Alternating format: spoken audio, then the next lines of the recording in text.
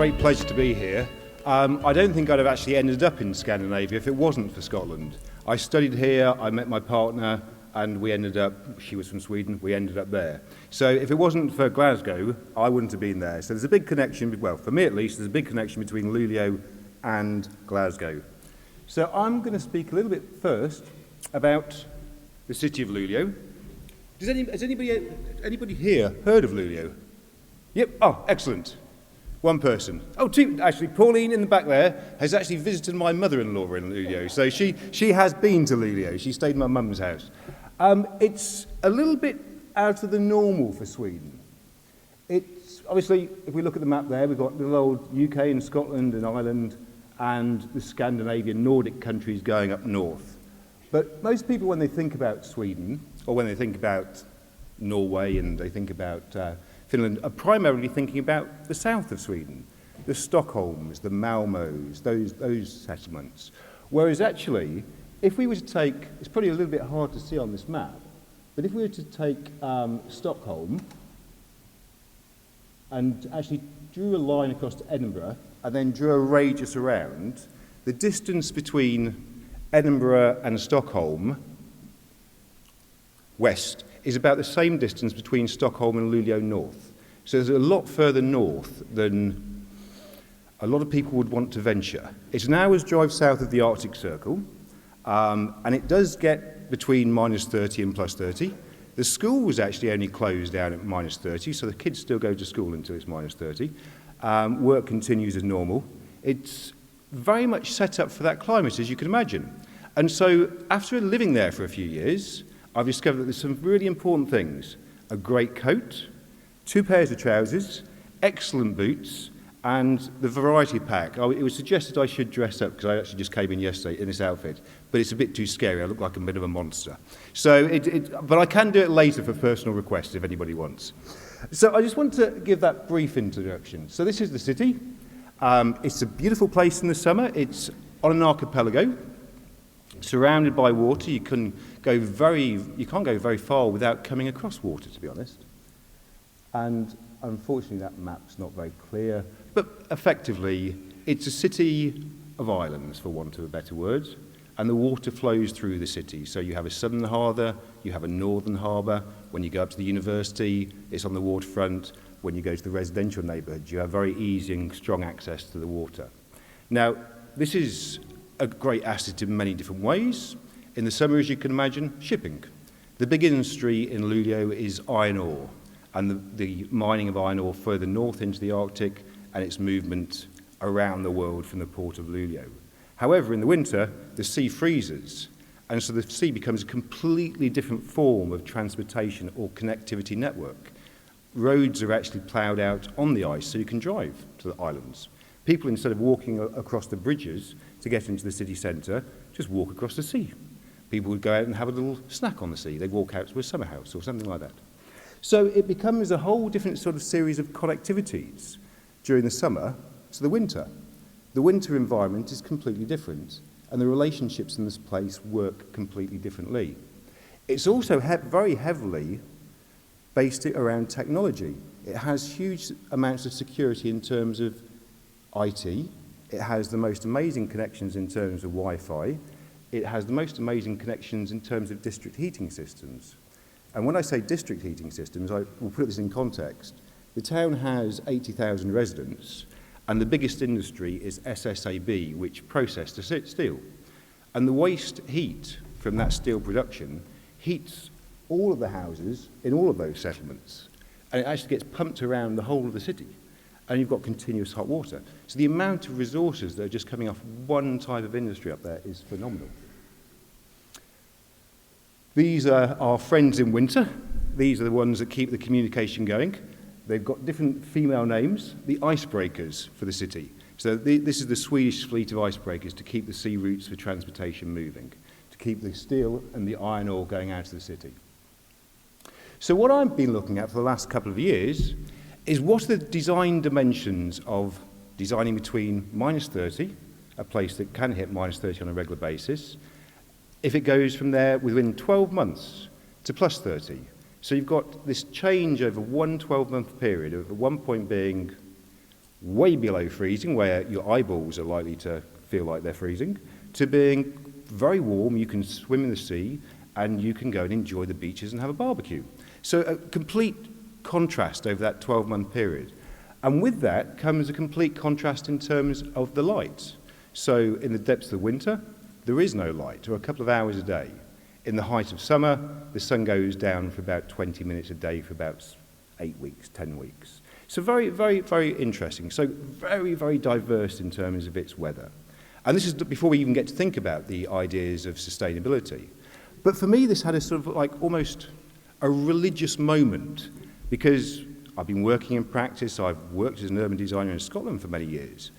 And I suddenly realized that I'd never really thought that much about the climate and actually how we can use places and spaces to actually make our streets, our town centres, our whatever parts of the urban realm more successful by using design to actually improve the microclimate, the sense of comfort, and the sense of welcoming people get from being in those places. So this became a sort of very big interest for me, and luckily it was also the interest of the group that I work in at the university. It's the group of Architecture and Water. Now, it's a diverse range of activities they undertake.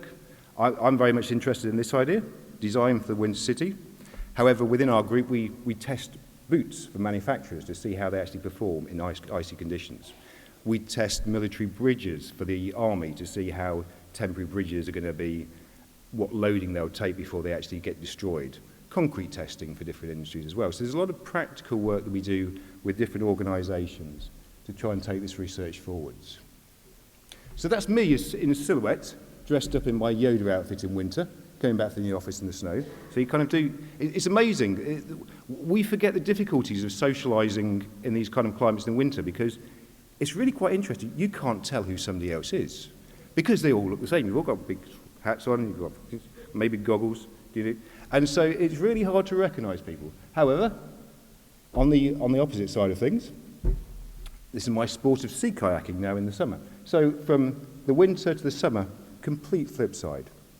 This was a photograph I actually took about this time last year in a small settlement a little bit further north than Lulea. This is Gällivare.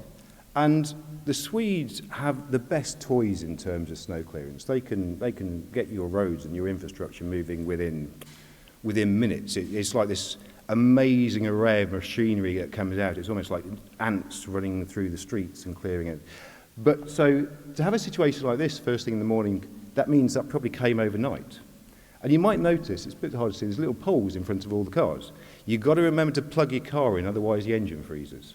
So it's kind of things to remember. Typical residential area in the winter. The sort of build-up of snow you get in residential streets. The back door becomes less usable when the snow gets much higher than that. And so the contrast in winter, the frozen sea. This is at the end of the season. But generally, when you're flying into Lulea, for the last 10 minutes of the flight, you can see the roads ploughed out on the ice. You've got an idea of sort of how far you can actually communicate and move between places within the country at that point of the year. In the summer, amazing landscape, beautiful, beautiful place. A typical street, the same street at the same time of year, and so on and so forth. So we have these great contrasts here.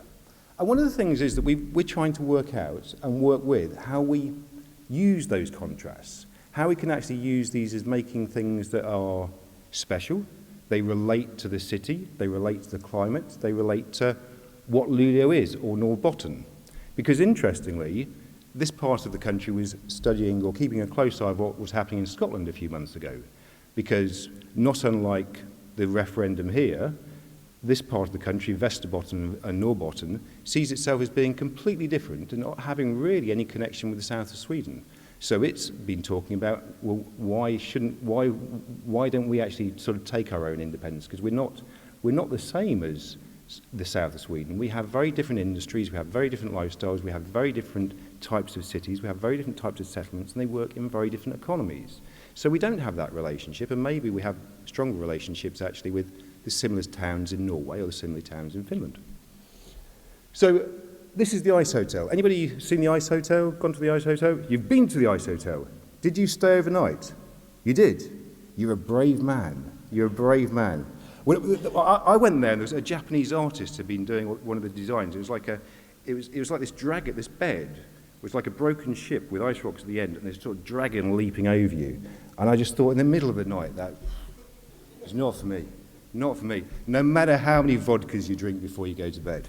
That is not for, you know the place well. So you've been Kiruna, Lulea, Jelavari? Yep. Don't ask difficult questions then. It's an amazing place though, I think. I think it's absolutely fantastic. And this is the summer version that's slightly less well known at the moment, but it's the Tree House or the Tree Hotel. And this is about an hour's drive north out of Lulea. And basically there's all of these different designs for hotel rooms within tree houses. And they're all different designs and people go there and they stay there for a couple of nights. It's a theme thing, I admit, but it's showing that little interventions that work with the winter, with the summer, and using the materials from those areas. And we play with this quite a lot in terms of the university. So say, for example, this is a few of the students actually testing out how to make an igloo. And the reason they're testing it out at the university is because they're going to go and live in an igloo for a couple of days. So I think they want to make sure they can get it right before they go any further. But after Christmas, we're getting our first ice lecture theatre and our first ice gathering space out in the university campus. So there will be actually a lecture theatre that's actually constructed purely out of ice. So it'll be interesting to see what that feels like to be presenting in. Never know what the acoustics are going to be doing, but it was very interesting. And as part of that process, we often find that there's a benefit in actually working with the materials that are around the place, the snow and the ice. So they're used by the design school to actually look at things in terms of sculpting the ice into different forms, whatever the students fancy. So just some examples. I don't know what this person was thinking when they did a gun, but obviously they maybe didn't. Luckily, it wasn't directly outside of my office, but if it was, I would have taken offence. And on the summer, and painting and decorating. But what does this all mean?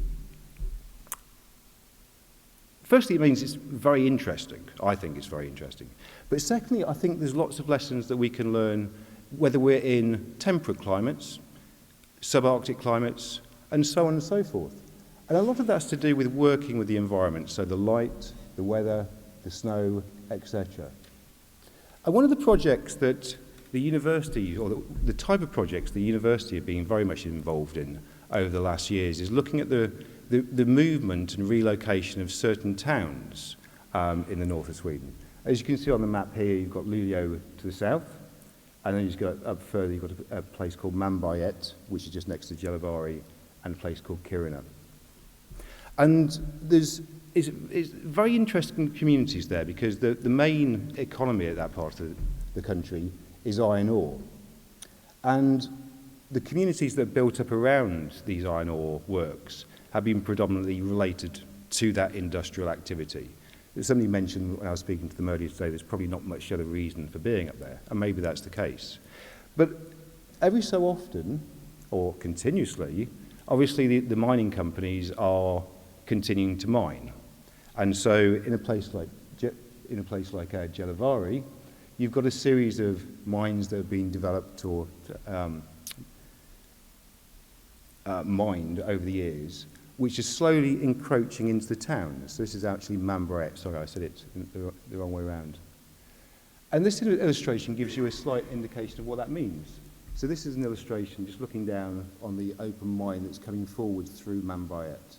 So if you can see up there, there's sort of like a big sort of grey spot where there's no trees. That's actually an open mine. You can see it coming through at the top right into the centre. And one of the things that the city planners there are struggling with is, one thing is that you've got a town that's on the move to a certain degree. You've got a situation where the primary economic driver for the city is the mining industry, and it's often going to affect the settlement that's there. So as you can see here, once upon a time, there used to be a grid of streets and spaces and places going across this little area here. And now the mine is actually going straight through, and it's removing those sequentially. The streets are disappearing, or the important streets are moving down, and some places are being removed and changed. And in the case of Mambrayet, the majority of those functions are going to be relocated into the settlement adjacent, Jelavari. So there's lots of issues that they're discussing there in terms of, well, how do we actually design successfully in the environment? But also other issues of how do we deal with issues of social history? You know, if a place disappears, what happens to the collective memory of those places? Somebody mentioned about, you know, it's not just the retail of a place, but it's about generations of people being there. What happens if those generations have gone? Also, are there important civic or architectural features? Are they to be retained or are they to be moved? And so this is an ongoing process in Sweden. And it's not just this one town. This is a place called Kiruna. And in a similar way, to a certain degree, there's been proposals, I suppose, for nearly 15 years now, for the removal of the town, to actually sort of move the town centre. So there's been a huge investment by LKAB, the mining company, to actually come up with a mechanism of almost, at one point, they were looking at picking the city up and moving it. Not quite as blatantly obvious as that, but actually moving the entire city and the population. And that brought up lots of questions in terms of designing with the environment, designing with the people, but also, do you keep buildings? Is it practically feasible to meet buildings? Which buildings would you want to keep? Which ones have the social priorities? Which ones are the ones that are important for that place? So it brought up a lot of debates that weren't just about the industry that were there, but they're also about the social, cultural, retail, etc., history of this place itself. And so in the last few years, as you can see, this is the mine over on the left-hand side, and this is the master plan for the city. The mine is going left to right. And so as the mine is going left to right, the areas of housing are being moved and relocated. So there's been lots of work in terms of the city looking at a new master plan. What types of spaces would we be looking for? What types of areas work well in this type of environment? What kind of places can be successful in a high range of temperatures? And what are the solutions? And this is the town hall there. And can this be moved? Is it physically possible to move it? Is it not physically possible to move it? And so these sort of very big questions, I think it creates so many big questions. What do you do if you're trying to think about moving a town? What are the implications? Led to a whole series of other research propositions coming forwards. And I just want to talk about three of them in a second, very briefly. And this is just a photograph just to prove this is not an unusual thing in Sweden. This is a town that actually just disappeared. And all that's left is the roads and the town signs. And they're maintained by a local trust, just to keep some semblance of the heritage. So it's not unusual that towns can be moved there. So moving on quickly, because I know that we only got a couple more minutes before we go, it's led into three sort of primary research areas that we've been looking at, which I think have an influence or have possibilities, not just in Scandinavia, but in much wider contexts. One is, what are the types of places and the urban morphologies that actually help us use the built environment and the natural environment to create places that are actually more climatically comfortable for people, rather than just sort of thinking about design as being a sort of, let's just drop a grid on this, or just do this, or just copy something from Barcelona, or copy something from London. What are the development patterns and forms that work within that place? And I think now more and more that all places have sort of certain characteristics that will influence the design of our towns and our cities and our high streets and our villages and so on and so forth, relating to climate. And we do not do enough of that thinking half the time when we're master planning places. So that is one sort of big thought that I think is important. And we've been exploring that through various different mechanisms of using computer models to test design proposals that are coming forward, physical models, looking at how snow works, how light works, how the rain works, etc. And coming up with new ways of actually looking at diagramming and actually illustrating the city within those different contexts. Because often when we think about the traditional mechanisms for analysing places, we have traditional tools that are based just on the summer. What about what the place is like during the winter? So that's one dimension. The other dimension that is really the sort of hot topic of debate that's been emerging in a lot of people's work is what is attractive? The Swedes discuss attractiveness on a regular basis. And you find that working with people from different places and different continents, the word attractive in itself means something different to different people. Different countries, different words, different spellings, it's got similar bases. But in Sweden, they're trying to look at what are the things that are attractors to people. And it's not just about the physical beauty or the aesthetic. And it's more about all the things that come together as a package to make a place. Maybe that is the town centre, the health offer, the schooling offer, the public transport offer, the internet offer, whatever it is, but how this comes together to form an attractive package. And for these communities, it's often to do with maintaining and retaining workforces and making sure that people actually live in those areas rather than just flying in and flying out. But lastly, and the one I want to focus on most, is that has led to a very big emerging agenda that puts those two things together, urban morphology and attractiveness of place, in terms of what we've been terming it as health on thin ice. Looking at actually the health dimension of urban design.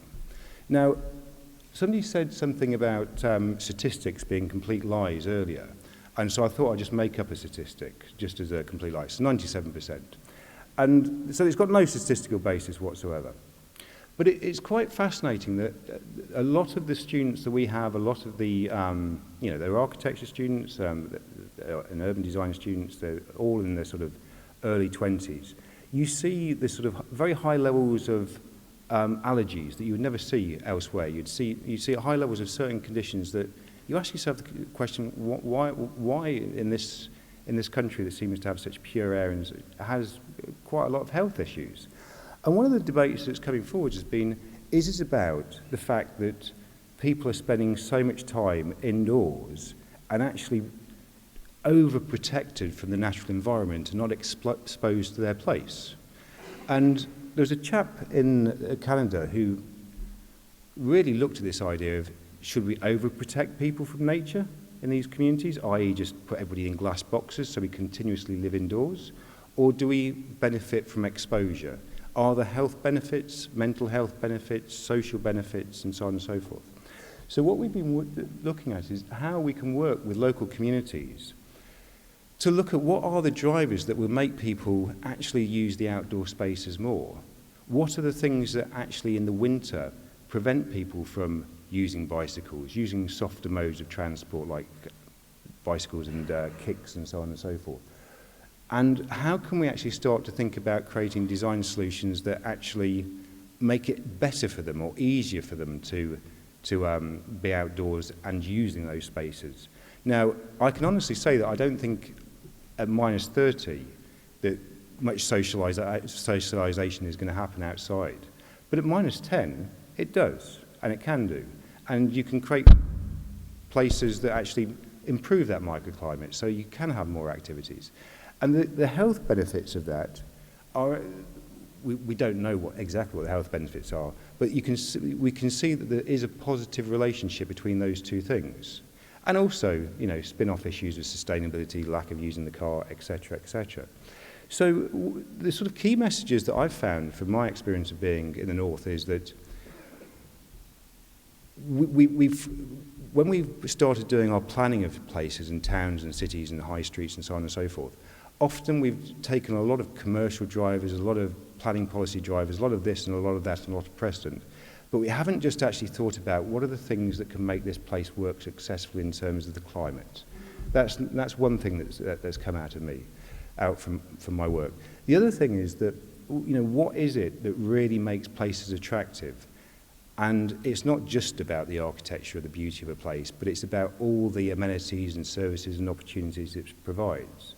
But I also think that there is a big opportunity for urban design or shaping our town centres to be more successful for people as actually helping out and sort of